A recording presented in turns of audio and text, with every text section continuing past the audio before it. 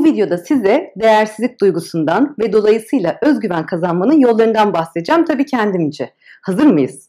Değersizlik duygusunun nereden ve nasıl geldiğini inanın bilmiyorum. Onu terapistler bilir. Çocukluğa falan inip buluyor onlar. Muhtemelen ilkokulda arkadaşın saçını çekmiştir ya da tahtaya kalkıp sözlü olurken üçgenin iç açıları toplamını bilemediğinde tüm sınıf sana kahkahalarla gülmüştür. Biz de uzmanlara gideriz ve sonra çevremize deriz ki ya ben çocukken benimle çok alay edilmiş. Annem ağladığım halde gofret almamış. İlkokulda gözlük takınca bana dört göz demişler. İşte ben o yüzden böyleymişim. Değersizlik hissinin kaynağını bulunca birileri bizim için hemen kabullenip anlatıyoruz herkese. Şekerim, benim özgüvenim yok, çok eksik çünkü küçükken bana oyuncak almamışlar diyoruz. Biliyoruz ya artık sebebi. Uzmanlar da koydu ya teşhisi. Değersizliğimizi bir güzel kabullenip, meşrulaştırıp hayattaki yolumuza devam ediyoruz. Değersizlik hissiyle uzun yıllar mücadele ettim. Sanırım benim genimde var, ailede var bence. Çocukluğumda yaşadığım zenginler okulundaki fakirlik dönemi var tabii. Meşru ve kabullenilmiş değersizliğimde. Sınıf arkadaşlarıma kek satarak tren parası, kitap parası falan kazanıyordum. Ama böyle oldu diye çocukluğum bunu kabullenip, travmalarımı bir güzel kucaklayıp hayata devam edemem ki. Özellikle onaylanma arzusunun deli gibi tırmandığı bu anlamsızca yüzeyselleşen çağda, kötü çağda. Sosyal medya hesaplarımızdaki beğeni sayısına göre güzel ya da kötü geçen günler yaşıyoruz. Onaylanmak arzusu değersizlik duygusunu perçinliyor. Zaten vardı, daha da artıyor. El alem ne der diye düşünerek risk alamıyoruz. Hata yapamıyoruz. Hata yapmamak için de evde böyle lamba gibi oturuyoruz. İşsizlikten de millete sarıp hata yapmalarını böyle bekleyip yapınca da deli gibi eleştiriyoruz. Onaylanmıyorsak onaylayamayız diyen insanlar durumuna geliyoruz. Onaylanmak ve değerli hissetmek içinse resmen takla atıyoruz. Sevilebilmek için yüzüne tavuk baksa 40 gün yumurtlamayacak insanların peşinde heder oluyoruz. Yapılan haksızlıklara hep göğüs geriyoruz. Konuşmaktan ve fikir beyan etmekten ya kaçıyor ya da bulunduğumuz ortamdaki narsistlerin fikirlerini fütursuzca onaylıyoruz. Manipülatörlerin egoları altında boğulup sırtımızın da sıvazlanmasını bekliyoruz. Attığın çubuğu geri getirdiğinde ona ödül maması verilen köpekler gibiyiz. Sonra da hayvanlardan üstünüz biz diyoruz. Bakın bulunduğunuz ortamlarda çok dikkat edin. Acaba sevildiğinizi ve onaylandığınızı sandığınız çevrelerde sizin munisliğiniz ve işbirlikçiliğiniz sebebiyle egolarını tatmin edenler var mı? Değersizlik duygusu ve onaylanma ihtiyacı sebebiyle kimliğimizi, kişiliğimizi, etiklerimizi, prensiplerimizi bir kenara koyup uyum gösterdiğimiz için mi hep acaba el altında tutuluyor? Ben bir süre bunu yaptım. İnanın yaptım. Çok uzun süre yaptım. İş hayatımda yaptım, özel hayatımda yaptım. Oradan biliyorum. Ne şeker kız, ne tatlı insan, ne iyi yürekli densin diye az kişiliksiz kalmadım. Sevilmek ve onaylanmak ihtiyacı kadar gereksiz bir duygu yok bu evrende. Şunu kafamıza sokmamız lazım. Herkesin bazen en sevdiğinizin, ailenizin, çocuklarınızın, babasının, anasının, kankanızın bile sevgisi onlarla uyum gösterdiğiniz yere kadar. Çıkar işin içine girince ya da çıkarlar bitince, hayatlarda değişince en sevdiğinizin, en nefret ettiğiniz olduğunu üzülerek görüyorsunuz. Çok gör. Peki sevildiğiniz için değerli hissederken, şimdi sevilmediğinizi hissettiğiniz için neden hemen değersizlik duygusuna kapılıyorsunuz? Kapılıyoruz. Siz aynı kişisiniz, biz aynı kişiyiz. Değişmedik, değişmediniz, çıkarları bitti. Ya da yeni çıkar kapısı buldular. Evlendikleri gün kendilerini Adriana Lima gibi hisseden kadınlar aldatılınca kendilerini çöp gibi hissediyorlar. Onlar aynı kadın oysa ki. Karşılarındaki şerefsizin etiği yok ya da uçkuruna düşkün ya da başka bir aşifte aklına çeldi. Bu değersizlik duygusu peki neden? Neden ona geliyor? Bir erkek ya da bir insan yanındayken, sana sevgisini hissettirirken, güzel hissettirirken, kişiliğini överken, becerilerini yere göğe sığdıramazken birdenbire senden vazgeçti diye farklı biri olduğunu nasıl insan düşünür kendisi için? Aynı kişisiniz.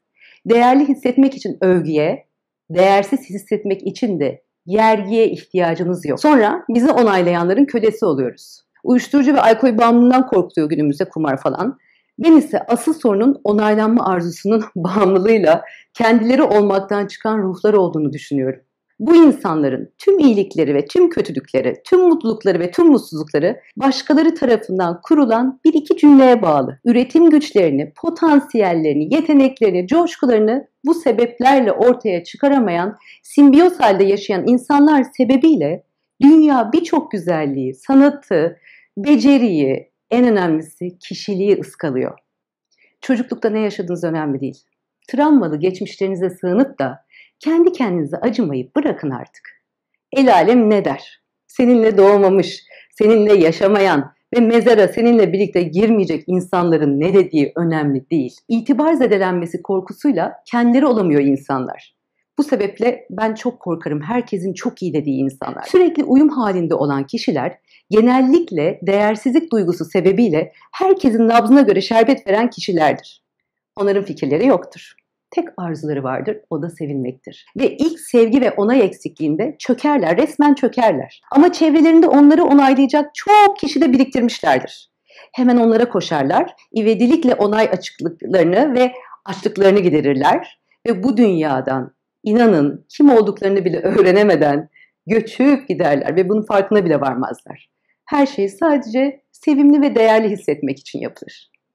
Bu insanlar başkalarını yönlendirmeleriyle yaşarlar.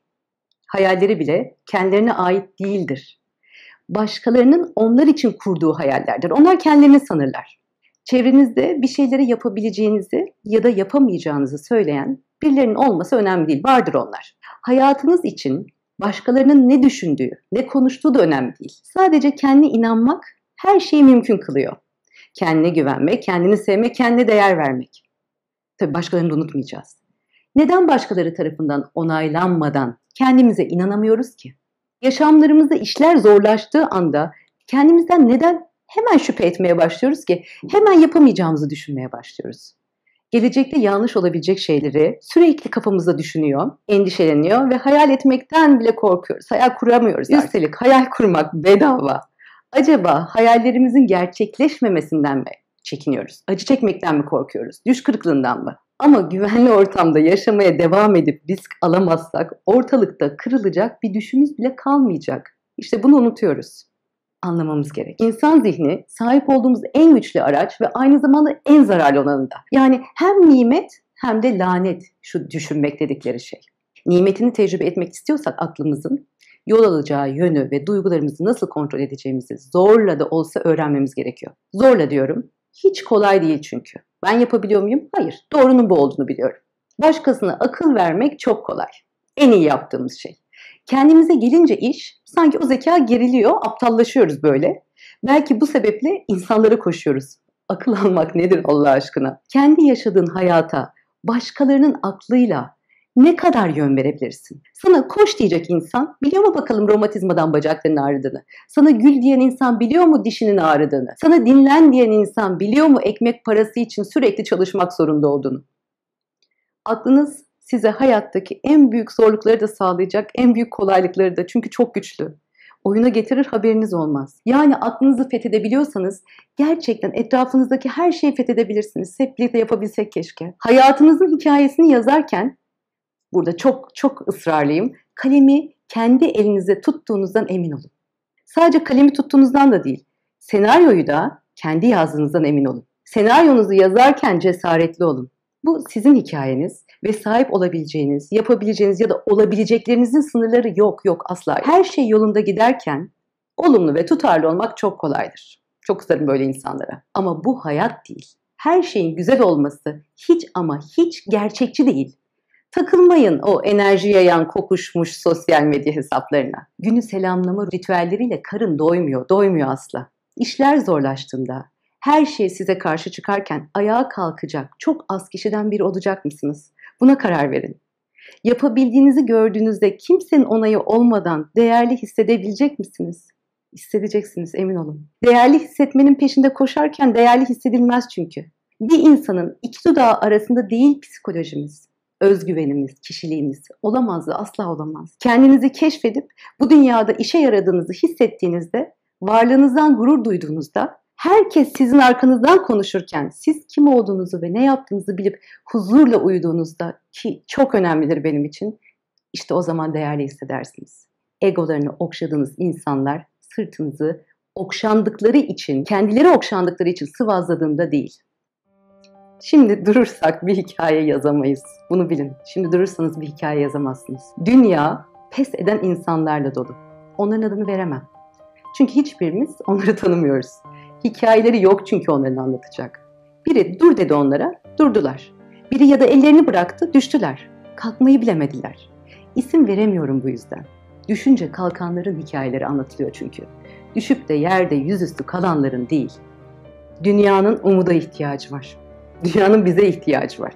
Zorlu anlarla savaşmak için ve dünyayı daha güzel bir yer yapmak için keşke. Karanlık zamanlar boyunca parlamak, nefreti bile sevmek, hatta kullanmak ve kayıtsızlığa meyilli bir dünyada fark edilir olabilmek için. Dünyanın kendi olanlara çok ihtiyacı var. Başkalarının istediği olanlara değil. Çoğu insan övgülerle, çevremizde çok görüyoruz, iltifatlarla ve sırt sıvazlamalarla şişirilmiş durumda.